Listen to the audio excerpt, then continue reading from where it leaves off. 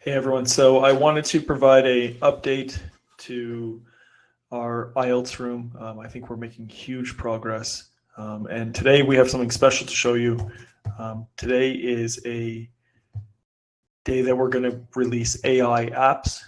These apps will act as programs that can support you in the different areas of the IELTS examination.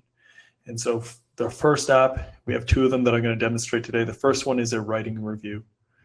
So you'll see here, if you kind of come to the IELTS page that we're all very familiar with, typically you come here, you kind of RSVP for events, join in, see the resources, see who's in the room, and then you'd hit join call. This time you're going to go to the top of the web page and hit apps. And I've added two custom apps today. So you'll see that the first one is the IELTS writing review. IELTS writing review. And the second one is idioms and phrasal verbs. So let's go to the first one. And when you click on that, you have to be logged in to use this. And you'll see that you can get instant feedback on your IELTS writing. So basically, it's super simple. All you have to do is come here and type in your writing. So you can write out your own paragraph. Or you can actually grab someone and grab a existing writing that you've done and paste it in. So here was one person that wrote in our IELTS WhatsApp group, and you'll see just down here, I'm just going to copy it. And this question here, it says the charts below show the number of Japanese tourists traveling abroad between 1985 and 1995 and Australia's share of the Japanese tourist market. Write a report for a university lecturer describing the information shown below.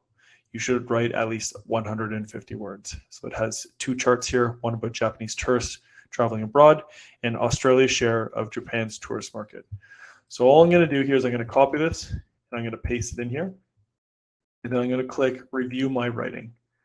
You'll see that already 32 reviews have been completed. And our AI bot is now going to start reviewing this writing. Now, because it's complex and it's thinking very closely, it's going to take kind of 30, 40 seconds to review it. But the beauty of it is it's going to come back with something that I think is amazing. So this review is going to come back with your band score. It's going to come back with what is good, what is bad, some ways to improve, and what a level 9 band score might look like. So here we're going to review it, and it says band score 7, so great job. It says summary. The response describes Japanese tourism internationally and in Australia between 1985 and 1995, showing an overall increasing trends. Okay, so the good things. I'll zoom in here a little bit just to make it a little bit clearer. So the good things. The writer provides a good overview of the overall trend. The bad things. There are some grammatical errors and the response does not fully explore the data in depth. Okay, totally fine. Now, correct ways to improve. So you can correct the dates. So 1086 and 1089 to 1986 and 1989.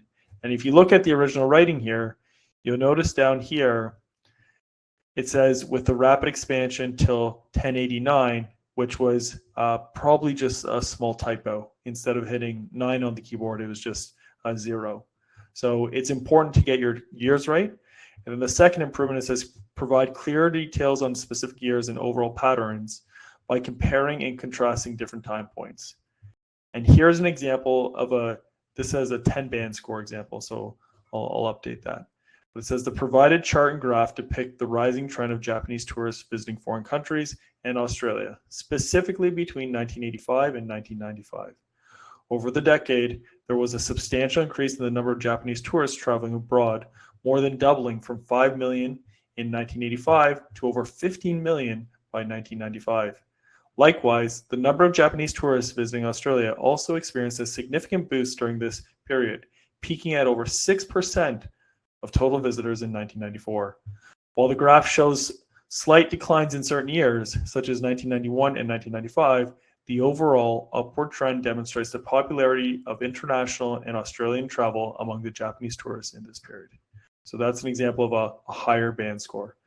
And so I think that this app is phenomenal for people looking for instant feedback and to improve their writing. So you can get expert reviews at the click of a button. So that's our first app. And remember, to get to the apps is at the top of the page here. So we're going to go to the second app here, which is really fun as well. So the second app here is Idioms and Phrasal Verbs. So you're going to click it. You'll notice that all these apps have a very similar style. But this one is going to get 3 idioms. Oh, there's a typo there. And 3 phrasal verbs right now. So today we're going to talk about food. And that's just a topic that I'm going to focus on. It says, off to the races, send them my way. So you'll notice when I click this is going to start to update. It says, okay, thanks for giving the topics you're interested in. I'm taking a look. And within kind of, again, 20, 30, 40 seconds, we're going to get a response of 3 idioms and 3 phrasal verbs. Perfect. So the idioms are bite off more than you can chew. So that means to take on a task that is too big or difficult. Spill the beans, to reveal a secret, often unintentionally. The best thing since sliced bread, a good invention or innovation, often used to praise something. Phrasal verbs, dish out, to distribute or give something, often in a generous or abundant manner. Gobble up, to eat something quickly and enthusiastically, or whip up, to prepare or make a meal very quickly and easily. So these are idioms and phrasal verbs related to the topic food. Now you don't have to say food, you could say travel, family, real estate, whatever you'd like. And this app, again, found in the apps at the top of the page here, will help you instantly get idioms and phrases that you can use for your practice. So I hope you guys all use these apps. I'm going to add in a bunch more as I can kind of think of them. If you have ideas or feedback, please let me know. I'm really excited about this because I think that it's going to help a lot of people when they can't necessarily get onto video calls. And just as a reminder, at any point in time when you want to practice your speaking, this Vibehut room, we have expert moderators, native speakers that have sessions all the time. So I hope you really make the most of it. Thanks so much.